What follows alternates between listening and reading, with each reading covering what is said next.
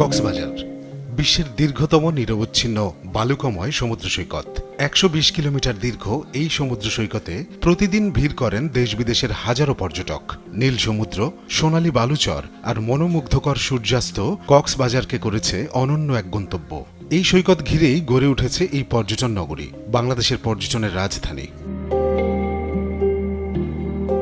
প্রকৃতি, ইতিহাস ও সংস্কৃতির অপূর্ব মেলবন্ধন কক্সবাজার।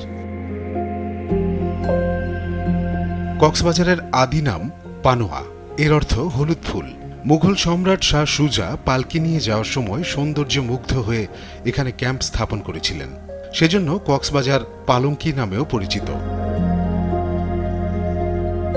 কক্সবাজারের কাছেই রয়েছে পাহাড়, ঝর্ণা ও সমুদ্রের অপূর্ব মিলনস্থল হিমছড়ি ন্যাশনাল পার্ক। এর ভিউ পয়েন্ট থেকে দেখা যায় বিস্তীর্ণ সমুদ্র তটের অপরূপ দৃশ্য। আর পাথুরে সৌন্দর্যের জন্য বিখ্যাত ইনানি বিচ পর্যটকদের কাছে বিশেষভাবে জনপ্রিয়। সমুদ্র পাড় ঘেঁষে প্রায় ৮০ কিলোমিটার দীর্ঘ মেরিন ড্রাইভ বাংলাদেশের সবচেয়ে দৃষ্টিনন্দন সড়কগুলোর একটি। এক পাশে সমুদ্র, অন্য পাশে পাহাড়, এই সড়ককে দিয়েছে এক মোহনীয় রূপ। বাংলাদেশের একমাত্র প্রবাল দ্বীপ সেন্ট মার্টিনের অবস্থান কক্সবাজারে। স্বচ্ছ নীল পানি আর নারকেল গাছে ঘেরা এই দ্বীপ পর্যটকদের কাছে স্বর্গসম। এছাড়া পাহাড়ি সৌন্দর্যে ঘেরা মহেশখালী দ্বীপ, জীব বৈচিত্র্যে সমৃদ্ধ সোনাদিয়া দ্বীপ এবং ঐতিহাসিক কুতুবদিয়া দ্বীপও পর্যটকদের আকর্ষণের কেন্দ্র। কক্সবাজারে রয়েছে বৃহত্তম সামুদ্রিক মৎস্য অবতরণ কেন্দ্র।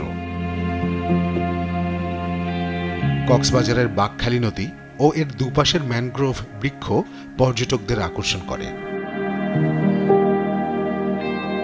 ধর্মীয় ও ঐতিহাসিক দিক থেকে গুরুত্বপূর্ণ কক্সবাজারের রামু অঞ্চল।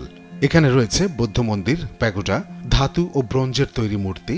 এছাড়া রাবার বাগান, রাখাইন ও প্রাচীন বৌদ্ধ নৃগোষ্ঠী বড়ুয়া সম্প্রদায়ের জীবনযাত্রা খুব কাছ থেকে দেখার সুযোগ রয়েছে।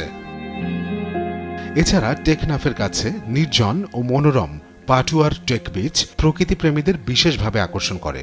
এখানে রয়েছে দৃষ্টিনন্দন কক্সবাজার রেলওয়ে স্টেশন এবং বৃহৎ মাতারবাড়ি তাপবিদ্যুৎ উৎপাদন কেন্দ্র।